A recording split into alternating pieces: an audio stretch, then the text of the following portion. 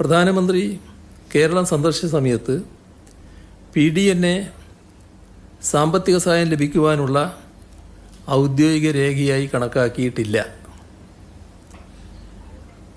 14/8/2024 recovery and reconstruction guide line നിലവിൽ വന്ന ശേഷം ആദ്യ PDNA ആണ് കേരളം സമർപ്പിച്ചത്. ഈ പ്രക്രിയക്ക് ചുരുങ്ങിയത് 3 മാസം ആവശ്യമാണ്. ഇതിനായുള്ള ഏറ്റവും ചുരുങ്ങിയ സമയം മാത്രമാണ് കേരളം എടുത്തത്. കേന്ദ്ര സർക്കാരിൻ്റെ പ്രതിനിധികളായി NDMAയിൽ നിന്നുള്ള അംഗങ്ങളും കേരള സർക്കാരിൻ്റെ പ്രതിനിധികളായി KSDMAയിൽ നിന്നുള്ള പ്രതിനിധികളും മറ്റ് വിദഗ്ധരും ചേർന്ന സംഘമാണ് പഠന റിപ്പോർട്ട് തയ്യാറാക്കിയത്.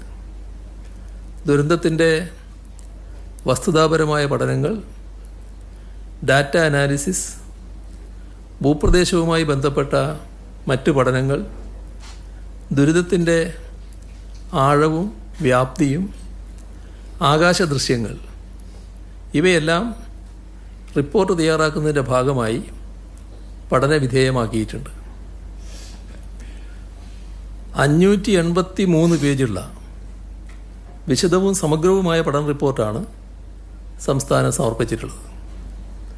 ഈയൊരു പ്രക്രിയക്കെടുക്കുന്ന സ്വാഭാവികമായ കാലതാമസമാണ് 3 മാസം.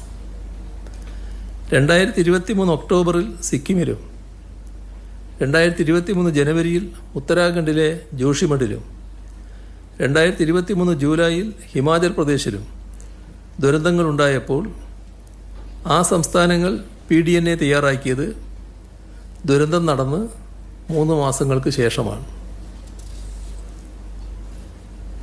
PDNA തയ്യാറാക്കുവാൻ ചുരുങ്ങിയത് 3 മാസം വേണമെന്ന് ഈ സംസ്ഥാനങ്ങളുടെ അനുഭവങ്ങളിൽ നിന്നും വ്യക്തമാവുകയാണ്.